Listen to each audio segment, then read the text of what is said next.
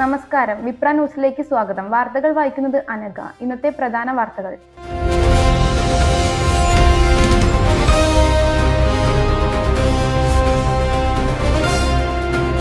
ടെഹ്റാനിൽ വ്യോമാക്രമണം, 13 പേർ മരിച്ചു. ടെഹ്റാനിൽ തെക്കുപടിഞ്ഞാറുള്ള നഗരത്തിൽ പുലർച്ചെയുണ്ടായ വ്യോമാക്രമണത്തിൽ ഒരു പാർപ്പിട സമുച്ചയം തകർന്നു. കുറഞ്ഞത് 13 പേർ കൊല്ലപ്പെട്ടു.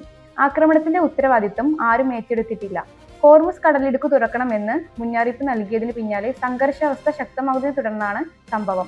ടെഹ്റാനിലെ ഷെരീഫ് യൂണിവേഴ്സിറ്റിയെയും ലക്ഷ്യമാക്കി ആക്രമണം നടത്തുന്നതായി റിപ്പോർട്ടുണ്ട്. വോട്ടർ പട്ടികയിലെ ക്രമക്കേട്, ഒരേ വീട്ടുകാർക്ക് വ്യത്യസ്ത ബൂത്തുകൾ. പാലക്കാട് പിരായിരി ഉൾപ്പെടെ പല സ്ഥലങ്ങളിലും വോട്ടർ പട്ടിക ക്രമീകരിക്കാത്തത് വലിയ പ്രതിസന്ധിയാകുന്നു. ഒരേ വീട്ടിൽ താമസിക്കുന്നവർക്ക് വ്യത്യസ്ത ബൂത്തുകളിലും ചിലർക്കോ വാർഡുകളിൽ മാറിയും വോട്ട് ചെയ്യേണ്ട സാഹചര്യം ഉണ്ടായത്. SIR കഴിഞ്ഞിട്ടും പട്ടിക ശരിയായി പുതുക്കാത്തതാണ് പ്രശ്നത്തിന് കാരണം. ഇതോടെ രാഷ്ട്രീയ പാർട്ടികളും വോട്ടർമാരും ആശങ്കയിൽ. വിജയവഴിയിൽ തിരിച്ചെത്താൻ കൊൽക്കത്ത നൈറ്റ് റൈഡേഴ്സിന് ഇന്ന് പഞ്ചാബ് കിങ്സിനെ നേരിടും.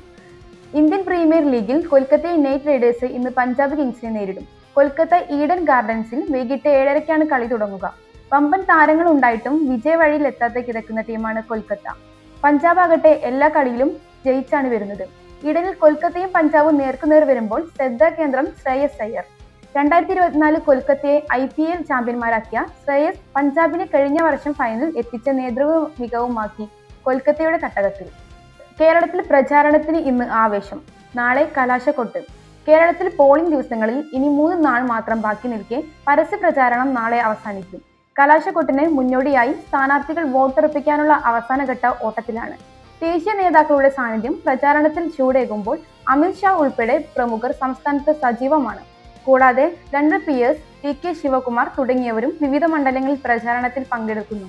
അവസാന ഘട്ടത്തിൽ ശക്തമായ പോരാട്ടത്തിനാണ് മുന്നണികൾ തയ്യാറെടുക്കുന്നത്.